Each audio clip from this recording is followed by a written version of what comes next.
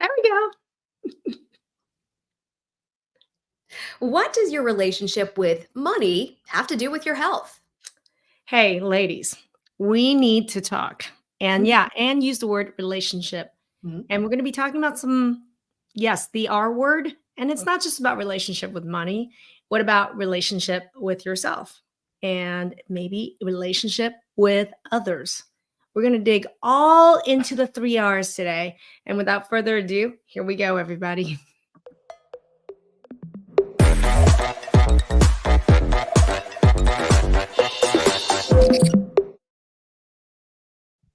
Hello, everyone. Thank you so much for joining us on Transform Table Talk Live. I'm your co-host, Anna Manuel, alongside Dr. Maggie Yu. And Dr. Maggie, for anyone who might be new to this and just meeting you for the first time virtually here, can you tell us a little bit about yourself?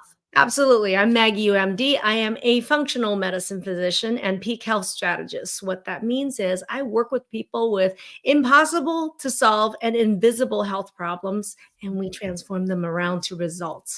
That's what I do, and we're a peak health strategist. There we go. Thank you so much for that explanation. And I know that the topic that we're focusing on today has generated a lot of chatter. What is going on with this? You guys have been getting a lot of feedback on the team all about money and the relationship between that and health.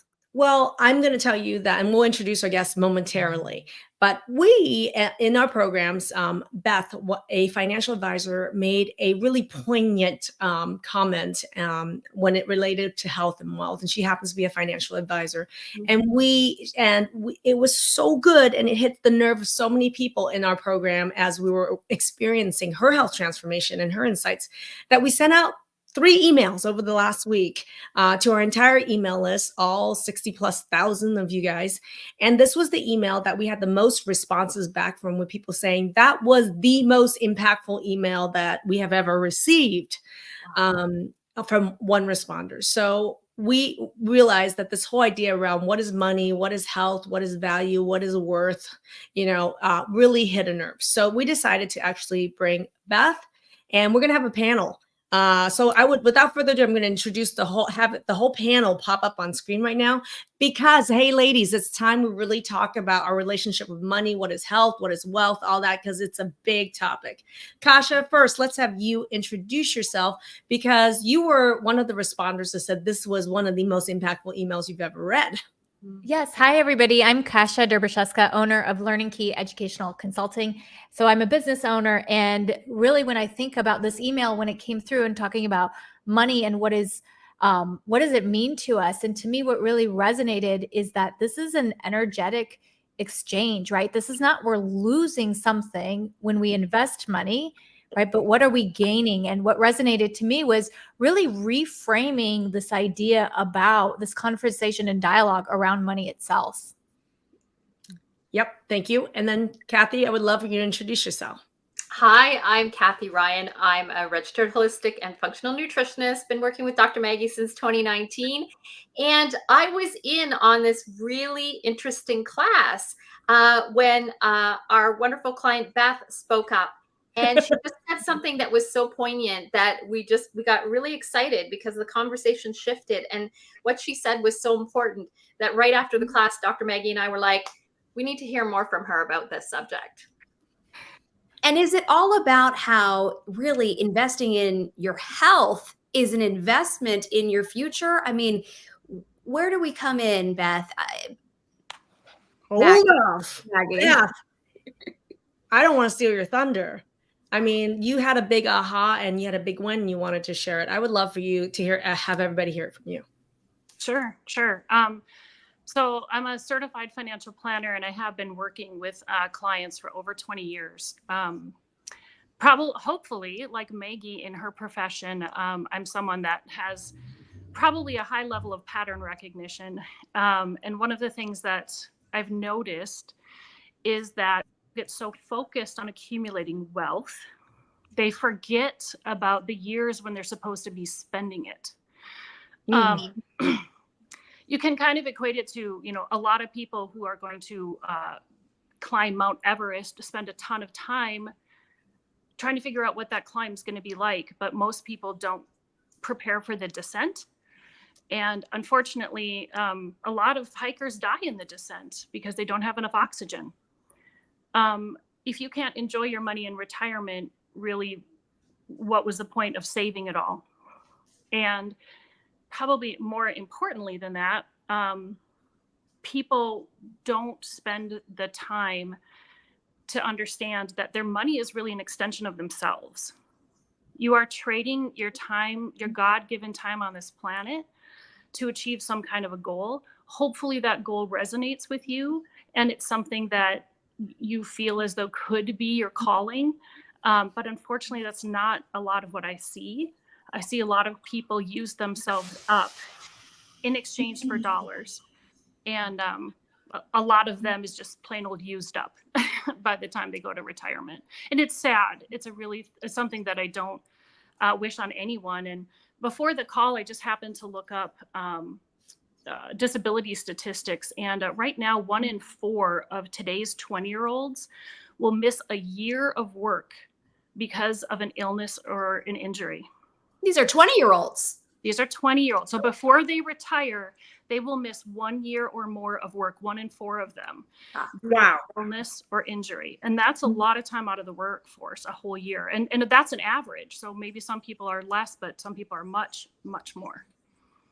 And I was going to ask you, Beth, you were mentioning your own clients you see this with so often that they've used up all of that and they don't have anything then to enjoy from a health standpoint when it comes to retirement. What kind of a percentage of your clients are we talking about here?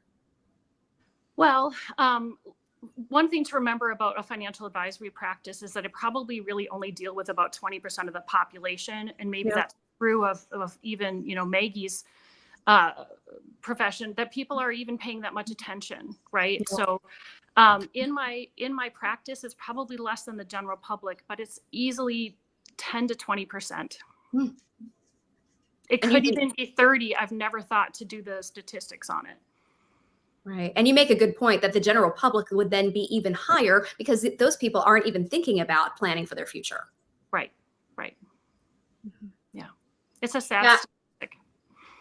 I think the thing that really resonated with me the most, Beth, on the call was when you got very emotional talking about money as an energy exchange. Can you go in a little bit more on that? Because that was just like, I think that was, and even in the feedback on the emails, that was a big point that people had.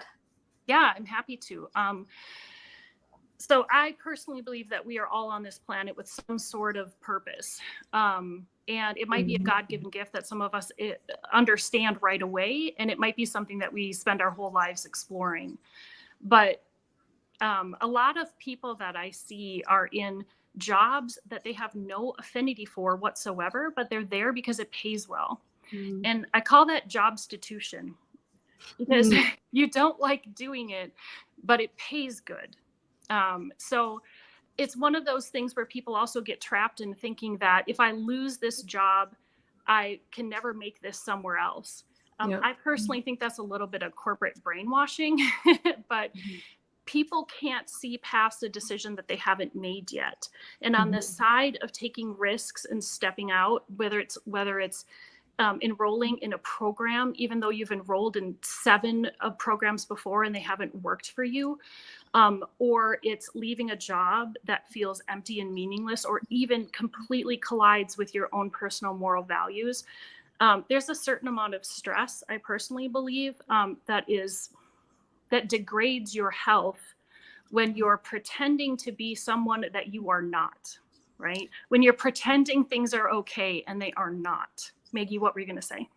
I was going to say this, you're relating this with anybody with any job, but to me as a medical doctor and in speaking for the medical profession, all of 99% of us doctors call it the golden handcuffs, which is we've invested hundreds of thousands of dollars to even get our medical degree, right? We're not even doctors until we're at least 30 if you went the straight path.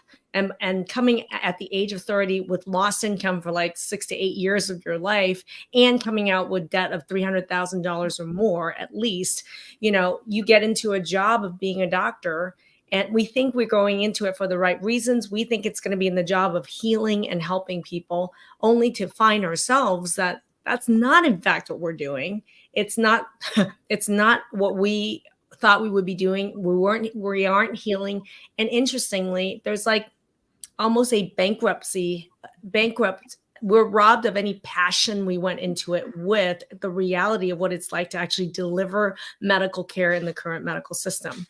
And so I find that doctors, in fact, ourselves become even sicker than the general public. Mhm. The rates of suicide, the rates of cardiovascular disease, obesity among doctors are the highest Wow. than even the general population, just so you guys know. So this whole idea that our profession and passion around that and the golden handcuffs of money in exchange for our time becoming the limited factor of what we do professionally speaks volumes to me. And that's not just in profession. I see that model being applied to health in many different ways as well. And we're going to move into that health category. Kasha? Yeah, I was going to say the same thing in terms of like health and, where do we invest our time and our energy, our money? And a lot of times we are constantly thinking about, well, we have this going on. We are remodeling this. We have to pay for our kids this. But what about how are we filling our own cup, our own health and wellness cup in order to support other people? And that's where this whole relationship, comes in. What is our relationship with money? Do we see it as an energetic exchange? And what does that mean for how we invest ourselves? Are we pouring from an empty cup, or are we investing in our own health and well-being so we can do the other things that other people need to do? You use two terms, though. We talk about an expense versus an investment. And I'm glad we had a financial advisor here because most people talk about healthcare in terms of it being an expense. Yeah. And 99% of the time, it is an expense. But you guys are using terms of the word investment. Is spending on health an investment, and how is it so? I would love, Beth, you had something to say about that. Financial or money person, come on. Well, the difference between an expense and an investment is what do you get as a return? And so obviously everything that you spend money on is an expense, but it's an investment if it can return, however many fold it does. I don't think there's any way to put a price on feeling better. My own story is that I have been diagnosed with hidradenitis suppurativa, which is HS. I've joined many groups. It was, managed for a while, but it's certainly been getting worse. And it was not a condition that I wanted to live with. And of course, my doctors were starting to talk about biologics in order to take care of it. And I just was not comfortable with that. And every time I went to the doctor, he should be a drug dealer, because it didn't seem, nobody ever asked me about my diet, not once. Nobody ever did a hormone test. Even though I was given a prescription, which clearly was messing with my hormones, thanks to finding that out through Dr. Maggie's program. In terms of getting an investment, if you can feel better, and it's great to feel better and feel energetic to go to work, but what about when you're on vacation? What about when you are actually retired? I mean, that's when you're getting a real return on your investment. It's great to be able to perform well, especially if you're self-employed. That's fantastic, because hopefully you're doing something that you feel very passionate about. But you're right. Healthcare and finances can be that oxygen mask where you have to put that on first before you can help anyone else. Well, this is really resonating with a lot of people watching as well. Roxanne says, been there, pushing my health aside to focus on financial goals, thinking it would all be worth it. But I've realized that without taking care of myself, the money really means nothing. 100%. And spending money on health is not the same as investing money in your health. You're right. The exchange of energy is very different there. Very true. In fact, when I took the class, I've been through programs before, but it's really Maggie's authenticity that brought me to this program. And you can, we're getting to a point, I just have to say that the world is changing. Yeah. And people can smell BS. And when you tell somebody a straight story and tell them not what they want to hear or not what it is you think they want to hear, but when you are honest with people, they realize that, and people are rejecting the fake, the false, and people need to turn away from money as sort of an idol and a god and a goal, because money is nothing more than what you use to spend it with. I mean, if we all had our own crafts, and I am a chicken farmer and someone else was a shoemaker, we could exchange goods to one another. And what was cool about the barter system as well is if you made me a really beautiful, pair of shoes, I could choose to honor you with giving you not the amount of chickens that we talked about, but more chickens, right? That's kind of that whole tip culture. But what an honor to be able to tell someone how much you enjoy their craft. Well, now we set prices, right? And so, yeah, we tip some people sometimes. But if you really think back to the bartering system and the ability to honor one another with those gifts that you've developed, you realize we're also really missing that money, because money is just monetary. Well, you guys know in the program, when people say some stuff right, I'm like, winner, chicken dinner, right? But it's not about, here's the thing. If to buy money for one chicken and to eat that chicken is an expense. But what I would love to do is gift you a chicken that's going to give you eggs for life. Right? That's an investment, because it keeps returning and it's a gift that keeps on giving. You love that chicken. You invest in that chicken. You take care of that chicken. You're going to have chickens and eggs for the rest of your life. That's an ROI, right? Return on investment. Just going with a chicken analogy here. I love it. Winner, chicken dinner. That's one of her staples. And she even has some fun dancing memes to go along with it, usually fun. So trust that's a big part of Dr. Maggie's program, because as Greg points out so eloquently here, spending money has no return. Investing offers a chance and expectation of a return. So Dr. Maggie wants you to have that chicken so that you can then have that return for life, and you know how you can support yourself for life. She's doing the chicken now, yes. Dr. Maggie, I really have what I think is an important question for you, in that I know you work with so many clients. Is there potentially a gender divide here? Do you see a difference between men and women when it comes to the willingness to invest in their health? Okay. We've talked, that's a good question. We talk to, at least 100, 150 people every single week who need help on their health. Okay. And we talk to more women than men. Okay. That being said, we talk to a lot of men. I have rarely, if ever, encountered a man who says, am I worth investing money in to save my life in some way? I've not heard a man say that once. And this is 8 years, and I've probably talked to 6,000 men. I don't think once we heard a man say, I'm not worth investing money into to save my life in one way or another. But the number of times it's come up for a woman is, I would say, at least 30-40% of the women that we talk to. There's a huge gender divide in the value women place on their own energy and their own lives. Yes. That's what I notice.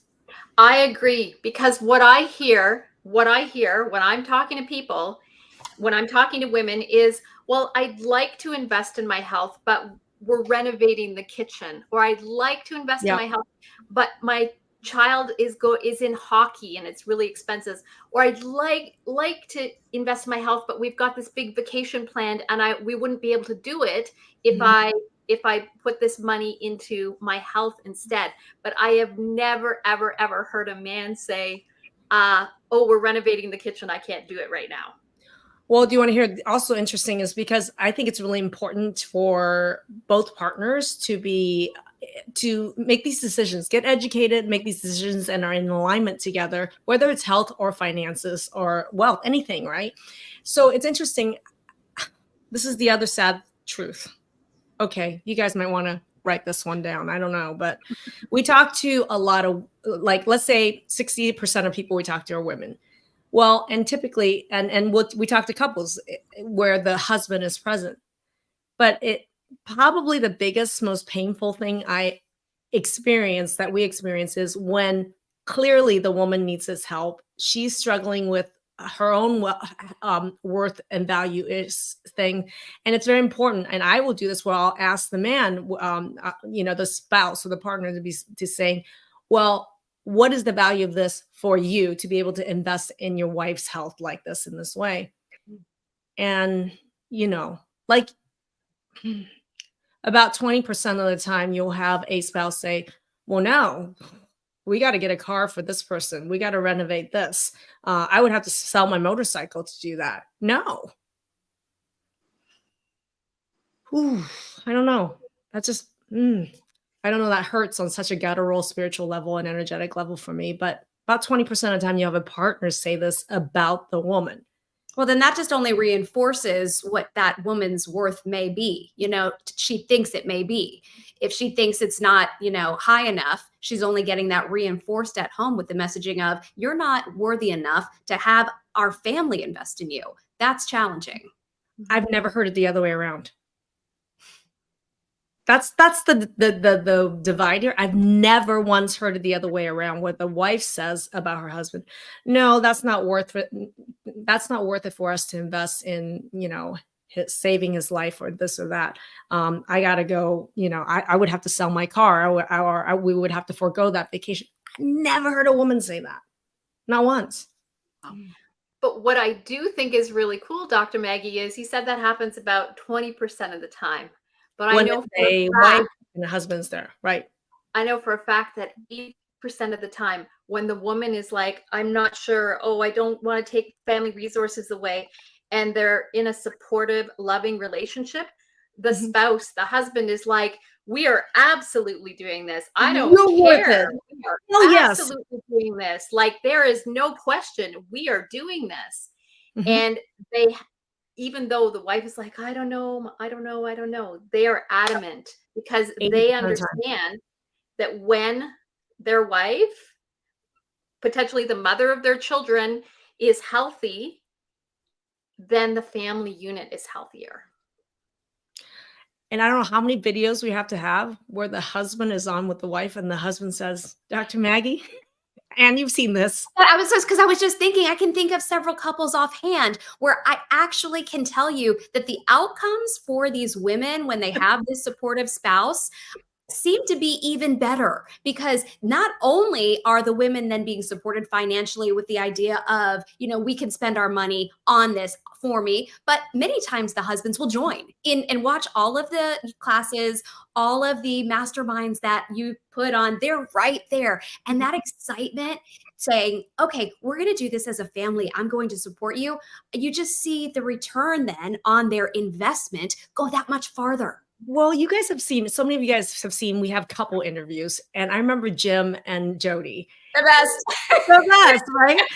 They came from I think Tennessee to come visit us, and Jim literally wanted to come and hold my hand and thank you for giving me my wife back, our life back, our family back. What you've helped me and my family do. Done, right? And at my wedding, we had Roxy and her husband Lucas, and Lucas, the most intense dude. You guys saw him on the on the book launch. Lucas with his eyes is like, thank you. Thank you. Like, there are 80% of husbands that come on this with our team, and they are not only fighting for their wife's life, but they're so grateful. And the level of gratitude is so high because they realize, investing in my wife's health is investing in my life, in our relationship, in our family, in our kids' life. And so that's the thing. We can focus on the 20%, or we can focus on the 80% that are freaking amazing. Mm-hmm.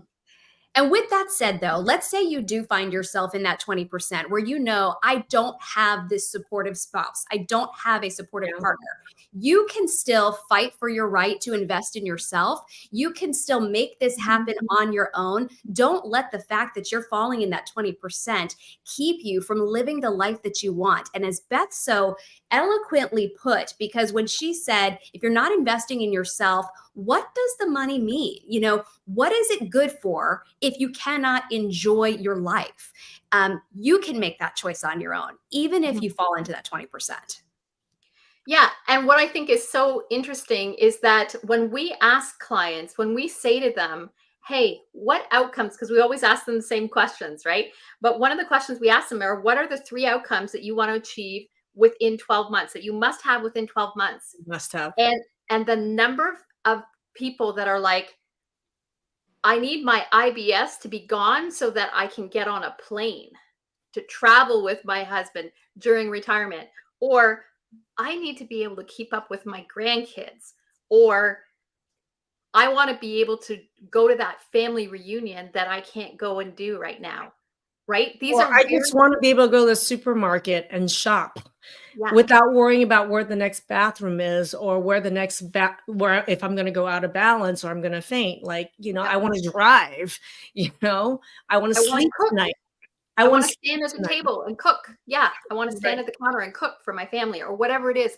These are not crazy things, but they have been taken, and you don't realize until they've been taken away how small that makes your life. Right? Yeah. And can I tell a personal story? Do we have time for a personal story? Yes. All right. Well, I was 21 when I was very depressed, ill, sick in every way possible. I couldn't get out of bed. I couldn't go to my classes in university. I was done at 21 years old. And I finally got to a point where I'm like, if I'm like this at 21, what am I going to be like at 31? What am I going to be like at 41, 61, 81? Mhm. And that was like the biggest aha for me at 21, was like, if I don't change something now, what is the trajectory of my life going to be? It's not going to be good. It's not going to be good. And that's when I made some huge changes, even at 21, and moving forward. And I mean, I'm way healthier now at over 50 than I was at 21. You know, it's incredible. That was your choice. Yeah. And Kasha has a story she'd like to share as well. Oh, no, not a story. I think that's an amazing question that we all have to ask ourselves, that if I don't do something now, where will I be in 10, 20, 30 years? Mhm. Yeah. And that's what Beth's job is all about, right, Beth? Yeah, I just wanted to add, the earlier you do it, the more return you get. So if you wait, you're going to have 5 years more of suffering, and maybe even 5 years more of damage to your body that you need to work to recover. And I would just encourage people, whatever class you're thinking about, try to remember the last time you spent that same amount of money. Do you even remember what it was for? Do you even remember what you did with it? What about the boat sitting in your garage that you use 3 times a year, or the motorcycle? You're worth that. You're worth that and more. And your most valuable asset is the ability to earn an income. Mm-hmm. It's not your house. It's not your car. Take your income and multiply it by the number of years you have between now and retirement. That is your most valuable asset. To mention nothing of, in that, what is the value of feeling well? 100%. Yeah. It's so interesting, Beth, when you said that comment, start now, because you'll get a better return. I was like, oh, is she talking about health or money? Yeah. Both. Exactly. So fascinating. And when we were talking about couples, Dr. Maggie, I can think of so many of them. Yep. I can think of Ron and Jane being Yep. another very strong couple, and he supported her so strongly to Oh the my point gosh. where he was witness to many of the calls with you, and you had to reach out to him at one point saying, go get Ron, because you intervened, and they will tell everybody that Dr. Maggie saved her life. Very emotional about that as well. So if anybody is interested in seeing that interview, actually, I believe I interviewed them each separately, both very strong interviews. They would be a lovely couple to also witness and hear their testimony about why they chose to invest in her health. I know, Kasha, you have to go, but if you have if you don't have a final thought, wave and goodbye. No, I really just wanted to say that I just think that this idea of like, what is an investment and what are you investing in your health and what happens if you don't?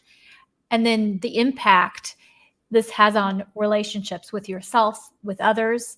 I think that there are some really deep reflection questions that we really need to think about and ask ourselves. I'm going to get into that. Yeah, I think that there are things that we need to ask ourselves and reflect on to get, because intuitively we know, but sometimes we need to like sit in this place of reflection. I don't think intuitively we know, Kasha. Well, then we need to reflect on it. We need Then to I'm going to take that and I'm going to go to what I want to talk about and transition this because, and this has to do with my own deep reflection because recently on Saturday, I got married. Congratulations. By the way, you are getting some congratulatory comments up here from everybody saying, can Dr. Maggie hear us? I heard she has a ring in her ear, or was it on her finger? Congratulations. Thank you. Thank you. Here's the thing, you know, like my road to getting married at 54 has a lot to do with my own journey about what is value. What is my own self-value and self-worth for me? And I would say somebody's like, oh, it took you a long time. I mean, to get remarried. And it did. And I really had to ask some of these questions because I was in the whole golden handcuffs of exchanging money for time as a medical doctor, as a family medicine practitioner. And and for me, I realized from a very young age that the family culture that I grew in was very much, Maggie, your value is your financial worth, your ability to make money and produce, like producer. And my own nickname for myself was workhorse. And it was conscious, it was subconscious. Now, let me tell you this, what happens when we get into health issues? Right. And one of the things I notice is men and women alike, when we get into health issues, and those of us who value ourselves as our value is worth our exchange for time or exchange for money, when it starts to impact upon that, you know, it really starts to devastate your sense of self-identity and self-worth. What happens when workhorse can't work? Mm-hmm. Right. It was really, I mean, it's really hard, you know, like sometimes it's even the question of like, you know, what do you want versus what do you need? Like the question is, what do you want versus what you need? And a lot of times I remember as a kid, even my mom asking me, what do you want for Christmas? I said, an electric blanket. Or no, I said underwear, actually. I think I either said underwear or an electric blanket, something like that, because I needed it because I didn't understand that what is want, what is a desire.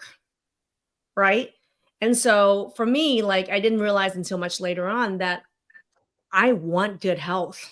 Mm-hmm. I desire a high self-valuation of myself, but I didn't grow up with that. And so very interestingly was I worked harder. When I got sicker, I worked harder. Mm-hmm.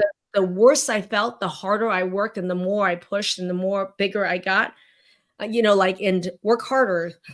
You know, and I didn't work smarter. I just worked harder and harder.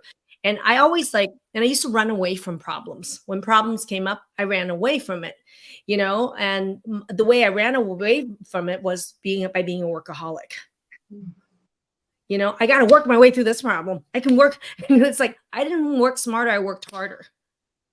Right. And that comes from an innate sense of self-worth, a low self-worth and low self-valuation. And that destroyed my health. That destroyed my health. I say I nearly died 3 times, and I did because I tried to work harder my way through the problem. Mm-hmm. And it's investment of time, energy, focus, money, piece by piece from my lowest point where I was like, I mean, it was hard starting my own business. I remember like at my lowest point, you know, I lost my marriage. I lost my job. I nearly lost my life. And then I had to go get a bank loan to start a new medical practice. Right. Which is what I did, you know, but right. So that is an investment. Did I say I had to spend $150,000 to start my new practice, or did I say I invested? I got a loan and invested in starting a new medical practice. That's what I did. But that was the first time, the very first time I invested. I invested. All the other times I was working and put giving to the kids, the family, working, and doing that. But that's trading my time for money, trading my time for money. The first time I really invested in myself was when I took a loan to open up a medical practice. And that was the first investment that I did. And it's all these micro investment that we did that yields over time more and more and more and more. I'm glad I did that at what, 36?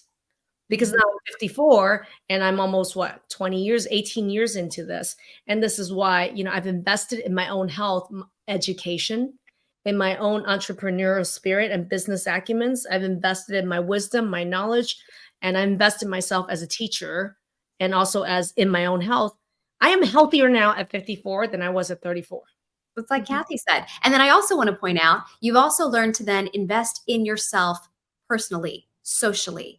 This has become, that has really rolled into that as well. Because you started off this chat by saying, it took me so long to get remarried, because you might have still had that mindset of, I'm not worthy, I'm not worth it. But the longer and longer you invested in yourself in other ways, perhaps, I don't want to put words in your mouth, you realized, I am worthy, I am worth it. I deserve a love like this. I deserve the life that I want. Yeah. I didn't think I was worthy of being married, of being someone's wife. I didn't think I was worthy of being what I call a highly desired woman.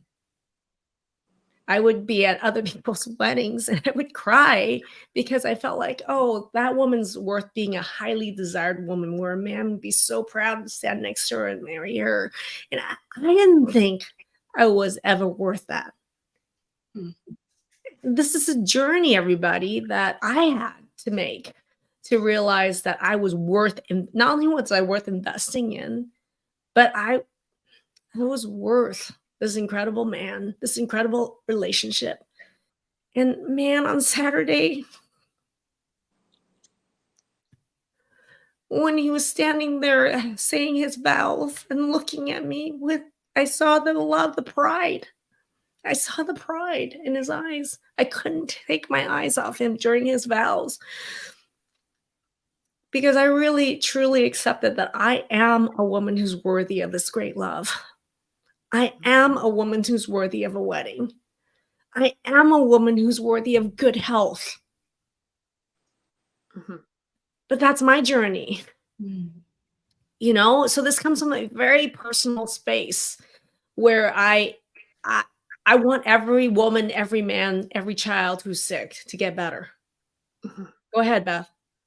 I was just going to say that what's a really important piece for people to notice is that the self-worth came after the decision that you were worth it. Yes. All of the beautiful things in your life that are happening, and I'm so happy for you, they're wonderful, happened after you made the decision that you were worth it. Yeah. Yep. That's why a lot of times I say you cannot see past a decision you haven't made yet because of the energetic influence. It's like when you're, one of the things I was thinking about while I was eliminating gluten, which was a really hard thing for me to do because I'm such a bready. But I've had to say to myself, you are worth more than a butter croissant. Yes. Yes. You are worth more than a bagel. You are worth more than all of that. And to get to that point, I feel like I needed to make the investment. And I'm going to even say that, I appreciate the price point because I need to take it seriously.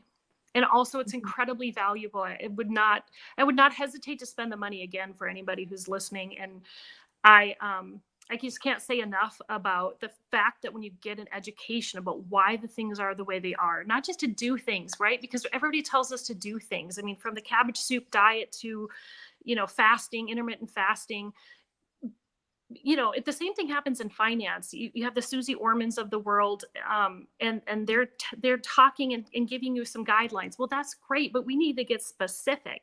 We need to talk about you.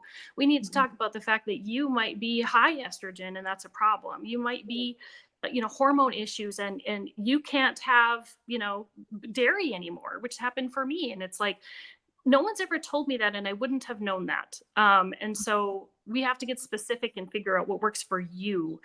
Customized, authentic, a picture of who you are and where you want to get to. Yeah, and I like what Beth said there, because there is a cost, right? It is an investment. It is something where you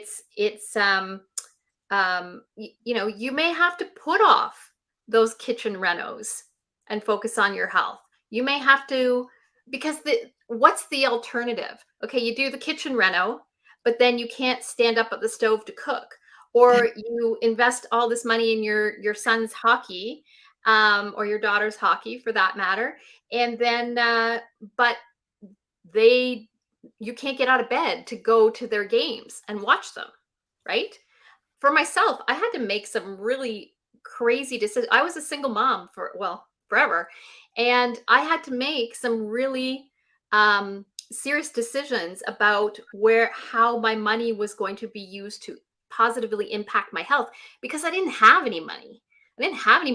Yeah. But I did live in a house, in a condo I couldn't afford. And I was working like crazy, and I had no benefits, so I wasn't able to take a sick day off. I had no vacation, all of these things. And I'm like, if I keep going this way, I'm going to die. Like, there's no alternative. I can't do it. So I ended up moving way out to the boonies, way out to the middle of nowhere, and living in a cottage. That's what I did. I lived in a cottage. I still do, but I lived in a cottage so that I wouldn't have these massive expenses every month, so that when I needed to rest, when I needed to take a day off, I could, right? Yeah. And people thought it was a pretty radical thing to like move all the way out to the country and be in the middle of nowhere.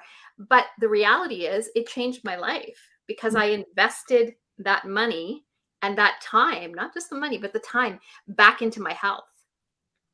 Right. And so there are decisions that we need to make, and there are things that we need to prioritize. And I think for me, when I had to make the decision at my lowest point, I mean, we're talking divorce, near bankruptcy, lost my job, and nearly died, is when I had to go, and at my lowest point, I went on my knees, and I literally, was like, it can't get any worse than this. Like, God, show me a way out, because I can't see a human way out of this. Mm-hmm.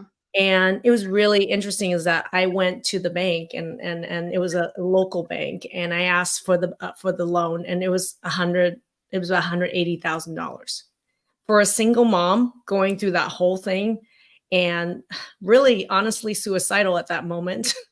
To be able to, take a loan out for $180,000 to start my medical practice was a risk I had to take, and an investment I had to make, because there was no other choice.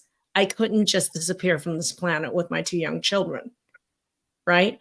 So, but that was an investment. And that year, like the next 2 years, literally, you're talking ramen, mac and cheese, and VCR tapes and board games was what I did that entire year in a little 2-bedroom apartment, right? For 2 years. And I joke about those 2 years where the receptionist at my practice was making more money than I was. Mm-hmm. But these are the choices we have to make, because you know what? I'm freaking worth it. That's an investment. What would have happened had I said, you know what, Maggie, just go away. You're not worth, getting a $150,000 loan to start your medical practice right now. Mm-hmm. Like, what would have happened? I wouldn't be here today. I promise you, I wouldn't be here today. And so that was a hard choice I had to make, Kathy, but holy hell, I had to say I'm worth it, or at least my ability at that time was the ability to make money was worth it. Right? That's easier than I'm worth it. That was my financial future. My kids' financial future was worth it. I want to connect one more dot for you, Dr. Maggie. Sure. That investment that you put in yourself has given dividends to thousands upon thousands of people, right? So it ends up not just being about ourselves. And I think that's the point that I was trying to make right at the beginning. It's not the investment that we make in our health and in ourself is not just for us. The dividends are so much further reaching than we could ever imagine. When you are a mom and you are healthy physically and mentally, that changes the relationship you have with your children. That changes the relationship you have with your partner. And the dividends continue to pay ongoing, right? There's no end to them. Yeah. Go ahead. I want to add to that because Kathy did a really cool thing at one of our last meetings, and she showed us no names, but profiles of some food mapping that came from mom, dad, and 2 kids. Yep. Before this program, I had no idea that my child could inherit what I had, or the likelihood that my child would inherit. Genetic. Yeah, some of the things that I had. So not just the dividends that we're paying to the people in the program, but I can start to see, first of all, the things in my past that I didn't see before as being indicative of autoimmune, but also I see it in my mom and my sister and my daughter and her husband. And so there's so many people that you're going to help. It's not, if you're worried about making a selfish decision to hurt yourself, that's not what's going on here. Or to help yourself, that's not what's going on here. You're going to make a decision to help you and your entire family. And so many people are commenting about this based on what Kathy had to say about that domino effect. Elaine, we are so glad you made that investment, Dr. Maggie. Where would I be without your help? You teach us self-love. And I would just want to highlight another really important testimonial here from Kelly. I'm almost at my 1-year mark from starting Transform Fundamentals. I could barely get off the couch. And now I'm golfing, biking, daily activities are a breeze. So that also goes back to Beth's point in terms of how do you want to live your life? How do you want to enjoy your life? What do you want to do with your time? Do you want to be a workhorse, a grinder, and suffer and not invest in yourself? Or do you want to make that investment and go golfing and go biking and do what you want to do? Well, I want to look at Kelly's list and I want to inspire everybody who's watching this to type in chat, right? I know Kelly, and I know she couldn't do all those things, but she couldn't imagine herself even doing those things like golfing, biking, daily activities that are effortless now. I want every single person who's watching right now to type in chat, what are 3 things that you want to be able to do effortlessly at the end of 1 year from now? Type in chat. It can be simple. I had somebody during an interview once tell me they wanted to be able to walk to the mailbox. Yeah. Write it down, like put it down. Kathy is the best manifester I've ever seen. And so, but one of the keys to manifestation is literally the act of taking your pen to paper and putting that down, or click-a-click-clack. Put it in. What are 3 activities that you want, 3 things that you want to do effortlessly a year from now? Mm. And I'm saying this because I don't think Kelly would even imagine that she was going to be dancing. And this is not only impacting her, it's going to be impacting her grandkids, the people around her. But there was a video of her dancing. I love that. And I saw online. I love that. Well, and Kimberly here apparently was using a walker before and now says, I did yoga this morning, no walker. I think Kim is also understanding this. She wrestled a 100-pound German Shepherd at the veterinary clinic she worked at. That's what she shared the other day. Should I have shared that? This woman wrestled a 100-pound German Shepherd, the other day. And this is someone that used to be needing a walker, right? They'd like to run. They'd like to be able to sleep. And so don't underestimate the power of sleep. So many people say, if only I could sleep and also walk, just walk a long distance. Yeah. And you know what, Souza? Sunrise Souza, you're worth it. You are worth running, sleeping, and walking. Period. I love this. Kimberly, I'm unstoppable now. That German Shepherd certainly thought you were. And Kelly said, yes, you were right. She just wanted to go up and down steps and heading to Nashville now for more dancing. I love this. Oh my gosh. And all the alumni, those of you guys who are watching right now, who've been through, if you can share some of the things that you're doing now effortlessly in chat, that'd be really great. And more of you, I want you guys to manifest. Tell the world, put into the universe, what are 3 things that you want to do effortlessly by the end of this year? Just put it down. Kathy, final thought? Yeah, I just want to say too, we're looking at some of these results that some of these people have, and I've worked for a number of different practitioners and in a number of different programs, and these outcomes were there, but they were rare. Okay.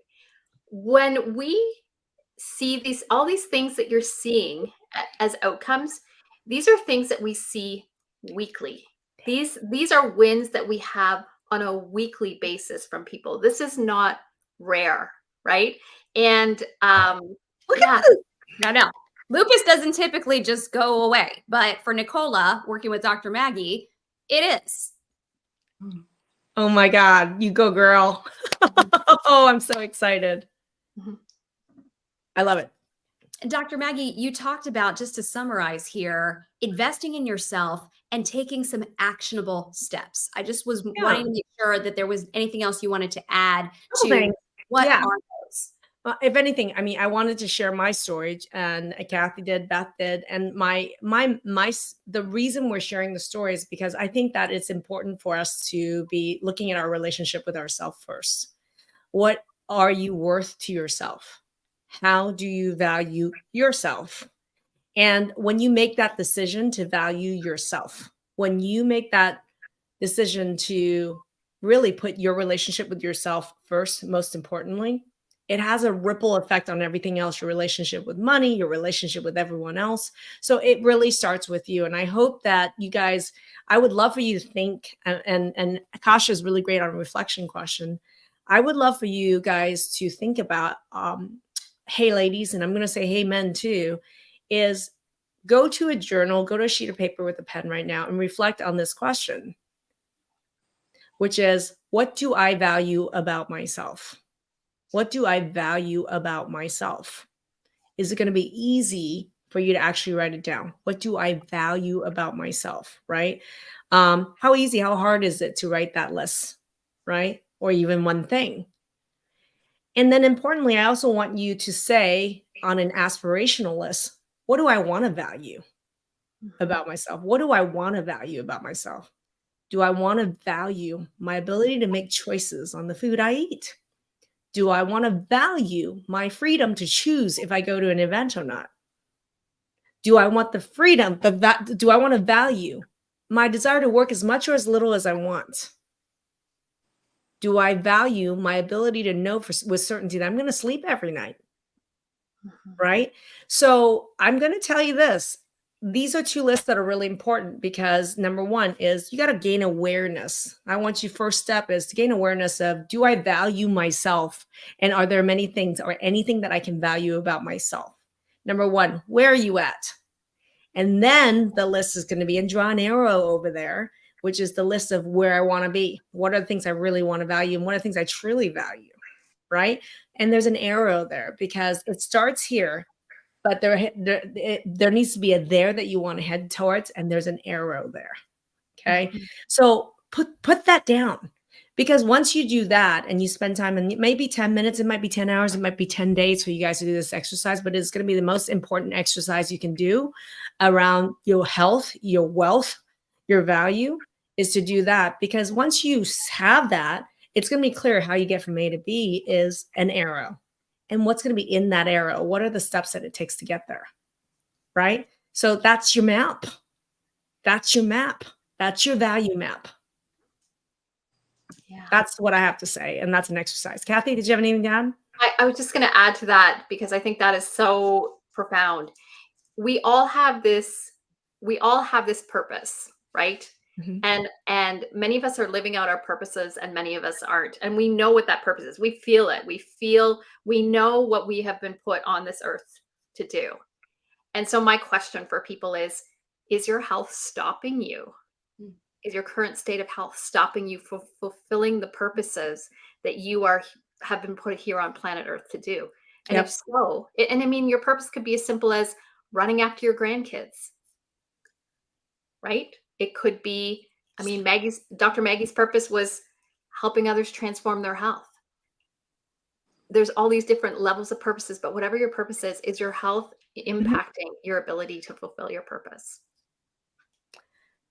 And are you willing to say, yes, is worth it? And then I'm going to invest in my health. Do I need to? Should I? Is it a worthwhile investment? That depends on how much you value it, right? Am I ready to invest in my health? Beth? I would just say, I think there's probably some people out there who maybe just don't trust themselves to make a good decision around it. And maybe it's, again, that was where I was at. And I think you need to decide what resonates with you. And again, for me, it's the authenticity in the program, and also understanding that I'm getting an education around why these things are happening or why they might be happening. And that is invaluable, because that helps me to implement the recommendations. Recommendations without that, doctors, the pill for every ill, handing you a pill because we're going to put a Band-Aid on it, but you don't really understand why. And you don't even understand why the pill is supposed to work, or half the time you don't understand the side effects. If you don't understand the why, you don't understand the how. And we're here about the how, but by teaching you the why and then teaching the skills for how, and then it becomes easy. Right? We're skill building here for life, right? Around health. Right? Yeah. Perfect. Hey, if you're watching right now, thank you for everyone that's commented. If you want to, what I would love to do is, if health is something that's holding you back and it's a problem that you need to solve, I would love for you to book a call with our team, because I'd love to know if and how we can help you, because I am a peak health strategist. So I love to solve these problems, and I'd love to say that I eat whatever problem you have for breakfast. So bring it. We're in chat. Tell us what some of the health struggles that you have that you need help on. Our team is happy to share some resources with you, because I'm a teacher. On our YouTube channel right now, we have over 1,000, 12, maybe even 1,500 videos at this time of trainings and resources for every diagnosis and symptom known to man. So I would love for you to share that with us, and we can share resources with you. And if you want to talk to us to see if and how we can help you, you can certainly, there's a link for you to connect with us in chat. Thank you for putting this on today, because I think that this was a little bit different. It was having us really all do some self-reflection, thinking about how we spend our time, how we spend our resources, what do we invest in, and should we be doing it differently? So Beth, we want to thank you so much for your insight and bringing this to the forefront, and Kathy as well for the contributions that you made to this discussion. It was really helpful. And of course, Dr. Maggie, you really shared your own personal experience in such an important and impactful way. And I think it has been inspiring to everybody. So thank you. Thank you, everyone. And I loved it. And I'm going to read every comment. So make sure you fill the comments. I would love to see what you guys have. As you guys watch this, I would love to see your reflection and comments. Thanks, everybody.